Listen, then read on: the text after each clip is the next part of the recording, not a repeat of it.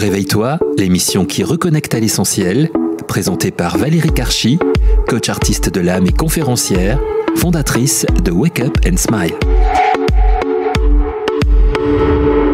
Mes très chers auditeurs, bonjour. Je suis ravie de vous retrouver pour cette nouvelle émission Réveille-toi qui a pour vocation d'éveiller, de réveiller des dimensions encore insoupçonnées en vous.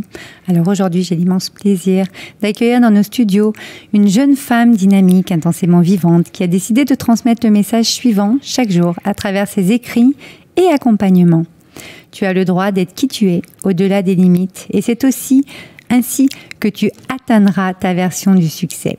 Écrivain, philosophe et chef d'entreprise, également conférencière, elle ouvre le passage, la voie, de façon à ce que ceux et celles qui la suivent aient de nouveaux repères plus proches de qui ils sont. Son mot d'ordre, être soi suffit, et c'est également son livre que je vais vous présenter aujourd'hui. Bienvenue Livia Quero. Merci de m'avoir, merci Valérie. Bonjour à tous qui écoutez. Bonjour Livia. Alors aujourd'hui, je te reçois pour cette troisième émission parce qu'en fait, je t'ai déjà reçu fin 2019 pour parler de vivre. On a abordé différents sujets.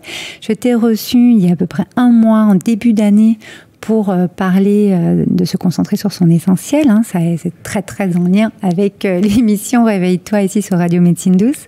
On a abordé à quoi ça servait, etc. d'aller à l'essentiel, se concentrer sur son essentiel. Et dans cette émission aujourd'hui, moi j'avais envie qu'on parle un petit peu de nos activités, un petit peu plus. Alors, comme tu le sais, on en a déjà parlé, comme nos auditeurs le savent, c'est un petit peu mon empreinte. J'estime que nous n'avons pas de vie pro et de vie perso, on a une vie personnelle avec des activités, activités qui peuvent être rémunératrices, culturelles, sportives, enfin plusieurs types d'activités. Et aujourd'hui, moi j'ai envie qu'on parle de nos activités rémunératrices pour le coup. Toi, tu appelles ça business, je trouve très bien. Et de la vente, parce qu'en fait, le titre de cette émission, c'est « La vente, c'est de l'amour ». Et j'ai envie qu'on parle de ça, parce qu'on t'en parle dans ton livre « Être soi suffit, créer sa vie en étant soi ». Tu as un business qui est vraiment très inspirant. Moi, je te suis depuis plusieurs années. Tu as vraiment des programmes qui touchent beaucoup de monde et qui contribuent énormément à transformer la vie des gens de différentes façons. Donc merci à toi, Livia. Vraiment. Ça me touche, merci. Et en fait, voilà, moi j'avais envie de te poser cette première question. Alors ça ne sera pas la question rituelle puisque tu l'as déjà eue, mais c'est une question qui va avec le fait de prendre conscience, de se réveiller. C'est comment tu as pris conscience de ça, que la vente c'est de l'amour? Comment j'ai pris conscience de ça? Est-ce qu'il y a eu un moment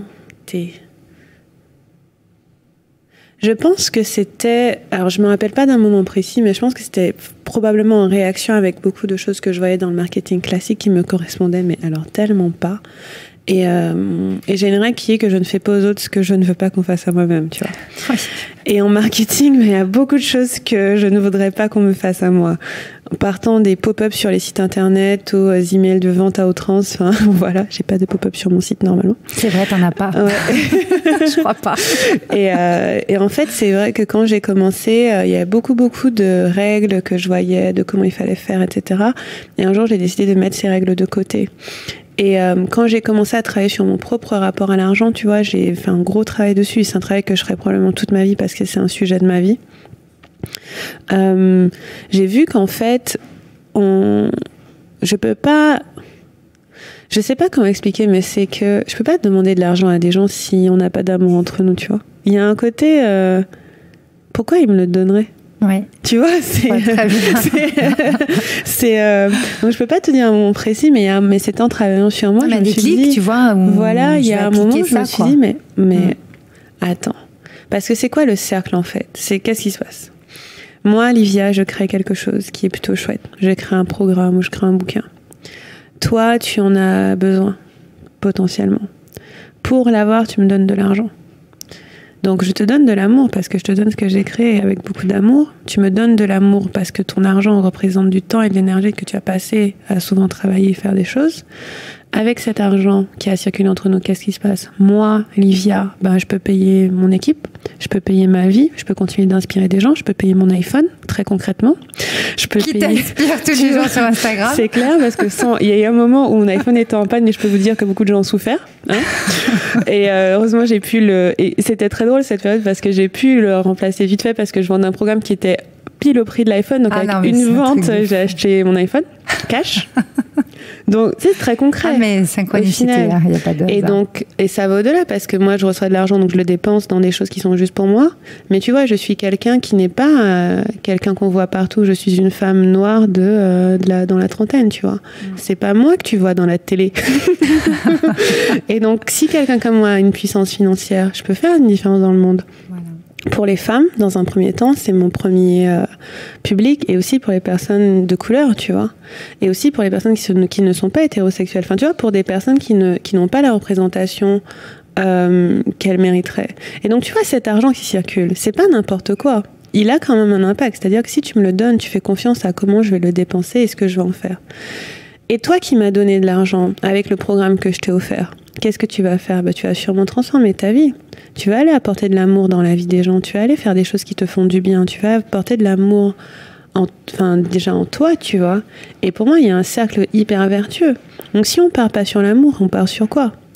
Comment je peux créer ce cercle si je t'ai arnaqué, ou si je t'ai menti, ou si je t'ai pas bien traité, tu vois? Ouais, ou forcé à ou si je t'ai forcé à acheter. Parce qu'il y a beaucoup de...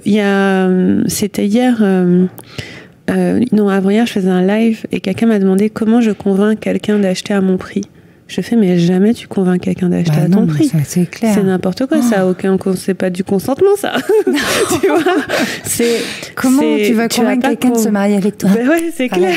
C'est un petit peu de la manipulation, attention.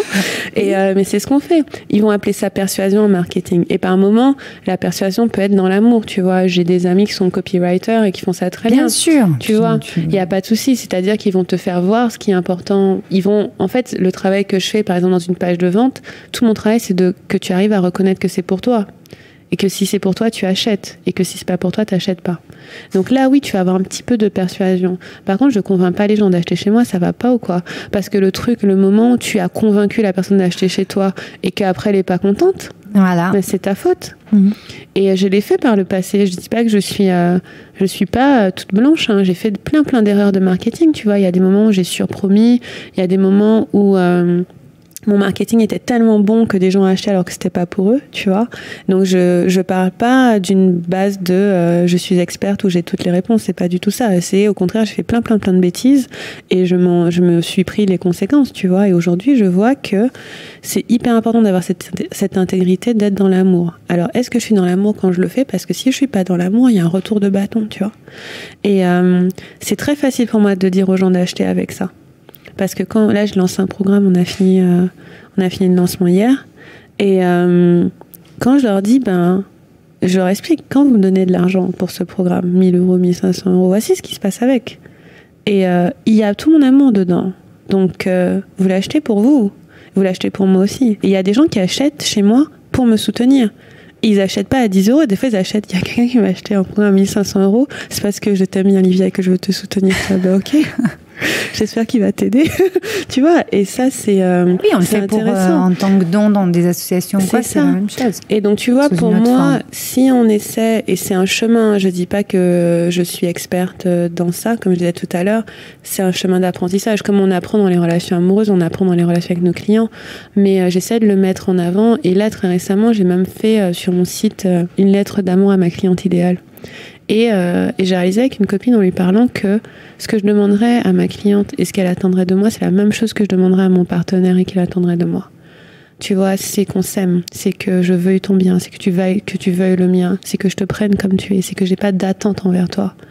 Tu vois, quand j'ai dit attente tout à l'heure, c'était dans le sens...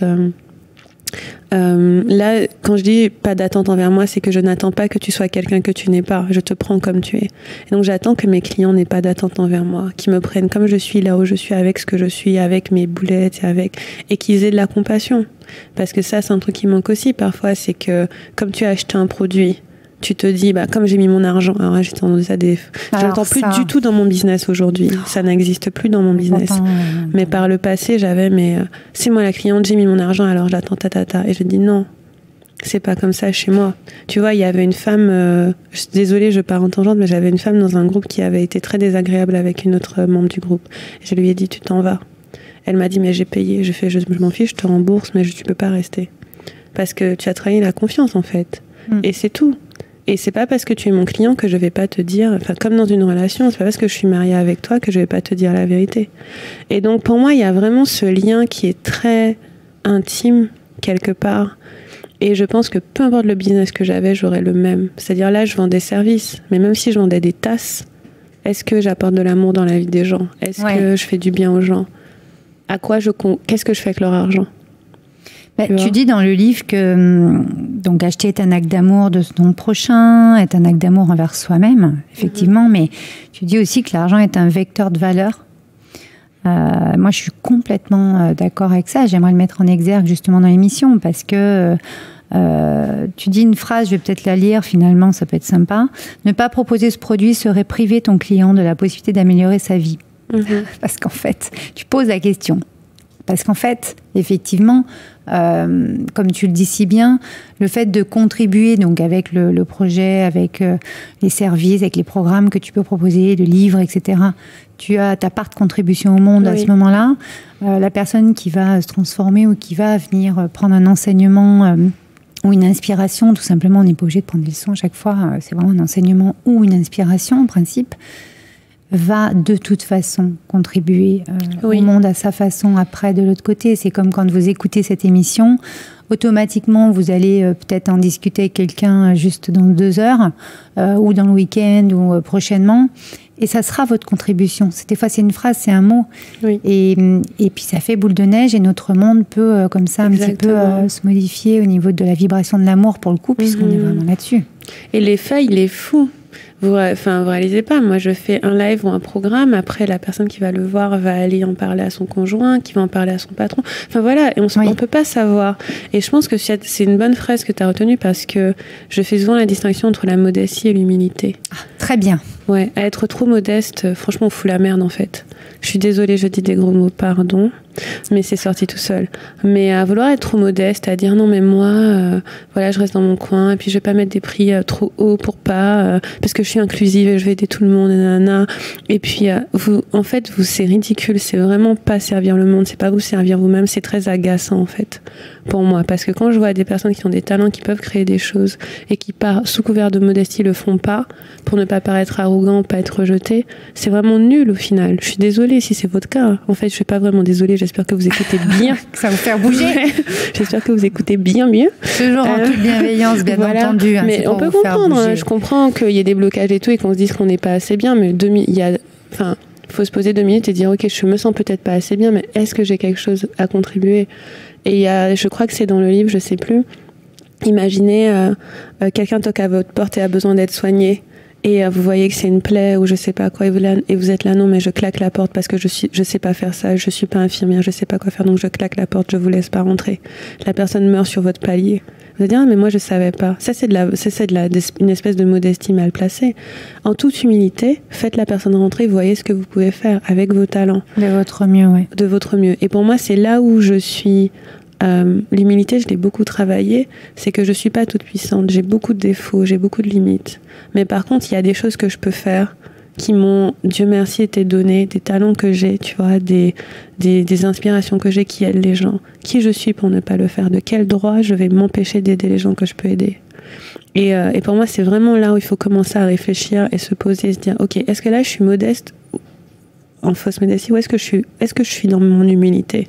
Et quand on commence à être humble, on arrête de faire des choses comme ça, comme ne pas contribuer, ne pas mettre ses prix hauts. Parce que si tu es humble, tu vas te dire, ok, je place le prix qui est juste pour moi, parce que comme ça, je peux servir mieux, parce que comme ça, j'inspire d'autres personnes. On commence à être dans un autre... Voilà, alors que la modestie, je déteste la modestie, parce qu'à chaque fois, j'entends les gens diminuer leur talent, dire mais moi je suis pas bon à ça. Mais moi il y a plein de choses auxquelles je suis pas bonne, mais il y a plein de choses auxquelles je suis excellente. Donc est-ce que je vais priver le monde de ça? Non, mais t'as raison, c'est clair. C'est hyper important de regarder ça, quoi. Donc faites attention, arrêtez de faire comme si... c'est pas parce que... Enfin, être modeste, ça fait pas de vous quelqu'un de bien. Voilà, j'ai fini. Non, mais c'est vrai que pour boucler cette petite thématique modestie, humilité, effectivement, l'humilité, on est quand même sur notre humanité finalement. Hein. Donc effectivement, bien sûr qu'on peut faire des erreurs, bien sûr qu'on peut ne pas faire le truc parfaitement. De toute façon, la perfection n'existe pas. En tout cas, on fait ce qu'on peut de son mieux à ce moment-là, à ce moment T ici et maintenant. Le truc, c'est qu'effectivement, tu parles dans le livre qu'il y en a qui préfèrent ne rien faire ou qui préfèrent faire des prix plus bas ou qui préfèrent ne pas faire en fait à 100% de leur potentiel finalement, de leur capacité.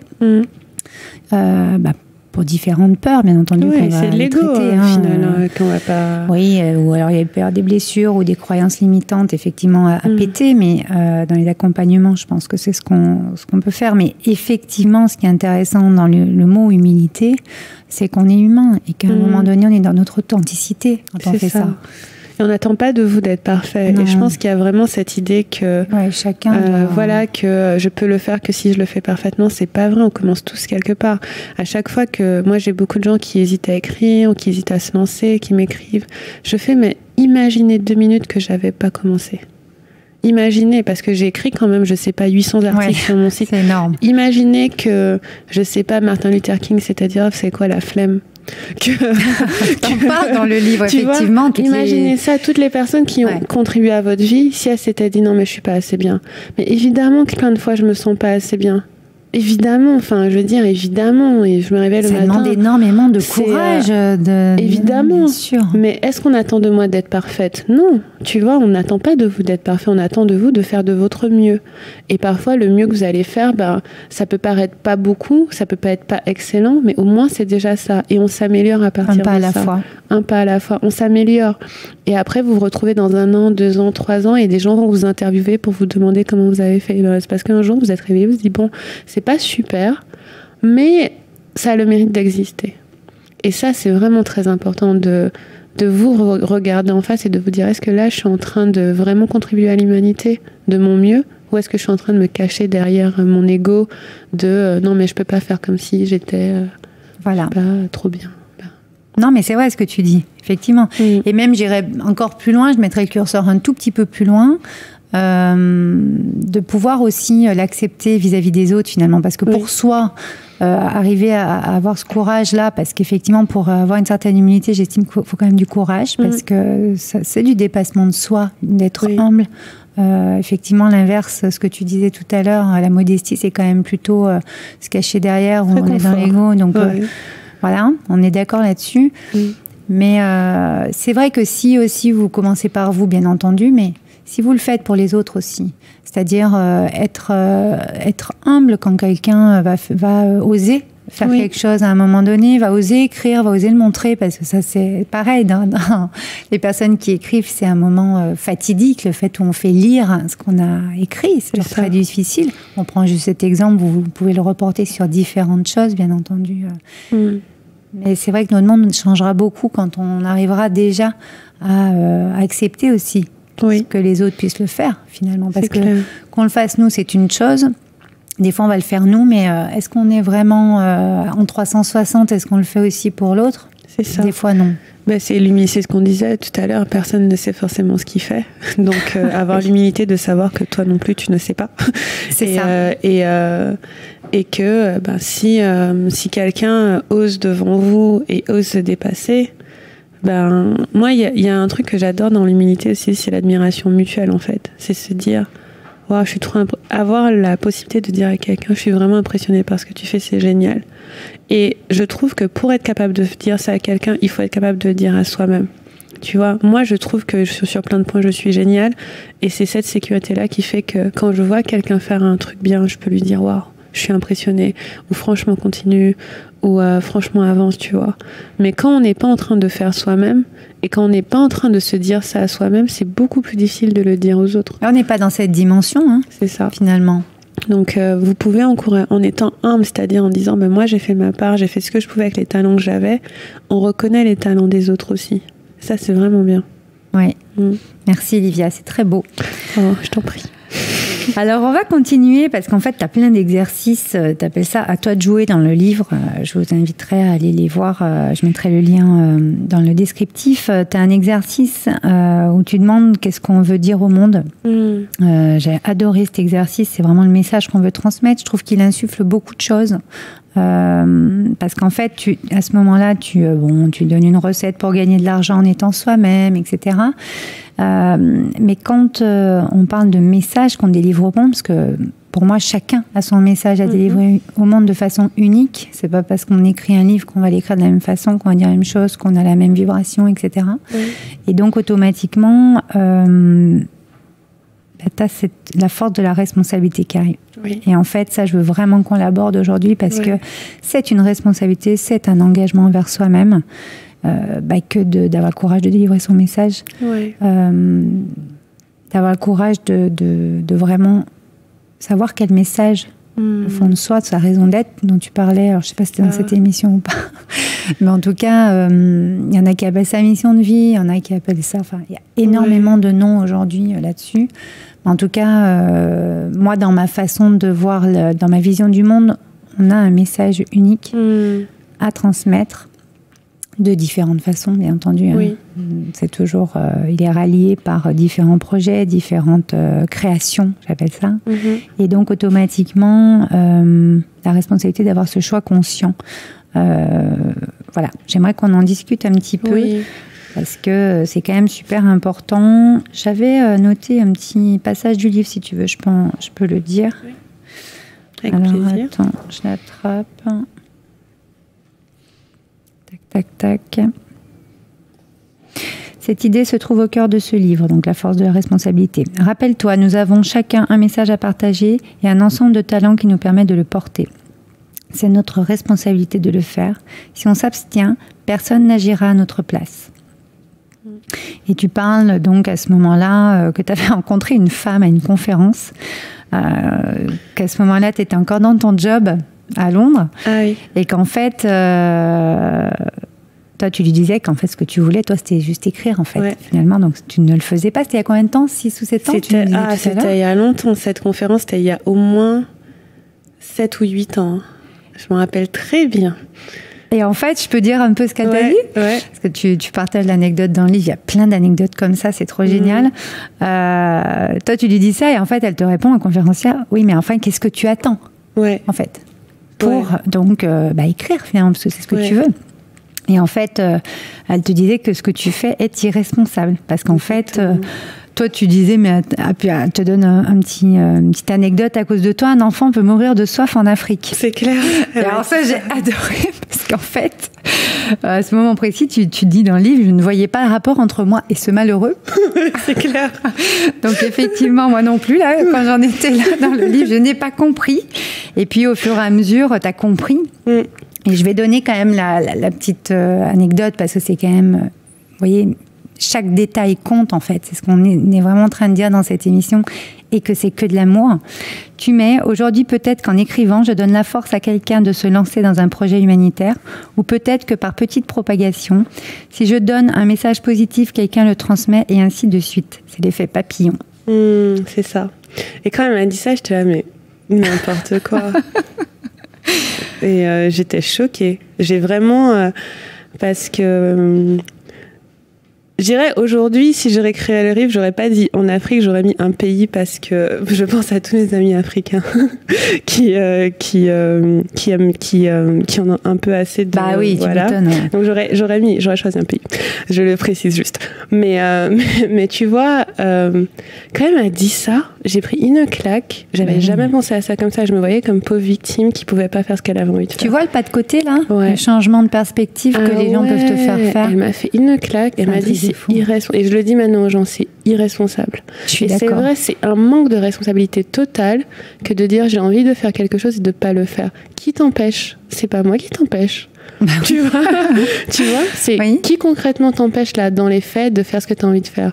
Et il y a vraiment une propension à se victimiser dans cette idée que mais j'y arrive pas, mais c'est trop dur et tout.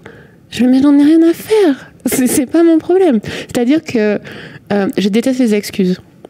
Tu vois, et quelqu'un qui me dit j'ai envie de faire ça mais j'y arrive pas, c'est trop dur, je fais démerde-toi, si tu veux vraiment le faire, tu trouveras une solution. Tu décides, hein, tu le mets derrière, tu décides de ne pas porter ta pierre à édifice en fait. Ouais, parce que moi tu crois que c'est facile pour moi ce que je fais. Non, c'est pas facile.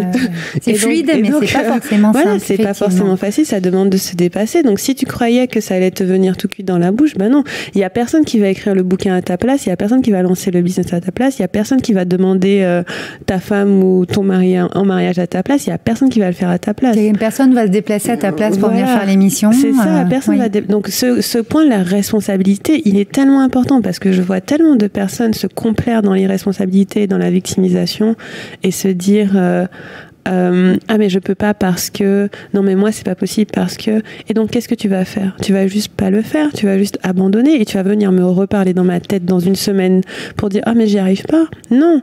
Si tu veux le faire, prends la décision et fais-le. Mais il n'y a pas d'excuse, il n'y a aucune raison.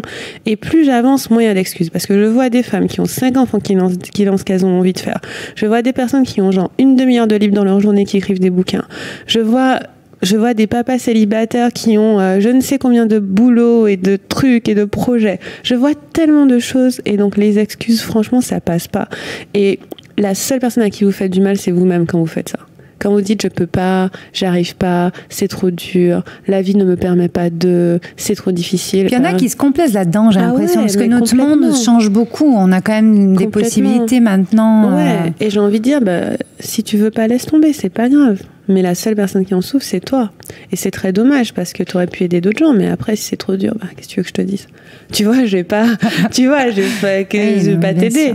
Et pour moi, il y a ça. Et c'est différent de dire, ok, j'ai envie, mais alors j'ai telle difficulté à dépasser, etc. Ça, il n'y a pas de souci. J'ai rien contre les gens qui ont envie et qui ont du mal. Parce que parfois, tu as du mal. Mais par contre, dire je ne peux pas parce que, si quelqu'un me dit ça, de toute façon, la conversation est finie. Je suis si tu peux pas, tant pis. C'est pas grave. C'est la vie, ça. Ouais, c'est sûr que ça commence mal. Après, il y a besoin c'est un cheminement. Parfois, à ce moment-là, on peut pas. Et puis, il n'y a que toi que tu fais souffrir quand tu n'es pas responsable de ta propre vie. Ouais. Et puis, je pense que nous, par exemple, des personnes comme nous, on inspire justement à faire bouger ça dans le sens où, par une phrase, par un mot, par un livre, par un post, par un texte, ça va commencer à faire bouger des petites choses qui vont avoir des répercussions peut-être dans 2 jours, 6 mois ou 3 ans. Mais mis bout à bout, souvent les personnes après arrivent à quand même à prendre cette responsabilité. Ça m'a mis du temps après cette conférence pour prendre la responsabilité. Je pense que j'ai bien mis 1 an et demi à quitter mon job. Mais j'avoue qu'aujourd'hui, quand je me dis je peux pas faire... Enfin déjà, je me dis plus ça. Non. Je me dis ok, je veux faire ça, je le fais. Ou je pose l'intention que ce sera fait. Voilà. Maintenant, ces jours-ci, c'est plus trop moi qui fais. Tu vois, c'est l'univers qui fait son travail et moi, je fais l'action nécessaire de monter. Mais je me dis, il y a mais t'as ton envie qui pousse quand même. J'ai envie de faire ça, l'intention est posée, ce sera fait. Il n'y a pas de je peux pas. C'est pas possible. Ça n'a pas de sens. Très bien, Livia. Mais écoute, t'as une petite astuce, un petit conseil, une inspiration à nous donner pour essayer d'y arriver, de switcher un peu? Ne dites plus jamais je peux pas. Sauf si vous pouvez physiquement pas, c'est-à-dire vous n'avez pas de bras pour écrire, je sais pas. Mais même là, il y a beaucoup de solutions. Mais ne le dites juste plus jamais. Parce que c'est souvent j'ai pas le temps, tu sais. Dites je veux faire ça, je vais me donner les moyens. C'est tout. Moi c'est ce que je me dis. Je te dis je veux écrire un bouquin, je vais me donner les moyens. Je veux trouver l'homme de ma vie, je vais me donner les moyens. Je veux gagner tant par mois, je vais me donner les moyens. Je veux trouver une maison, je vais me donner les moyens. C'est tout. C'est tout. On crée sa réalité. Tout est possible. C'est quand même tout est possible. Donc changez votre discours et ça va avoir un gros impact déjà. Exactement.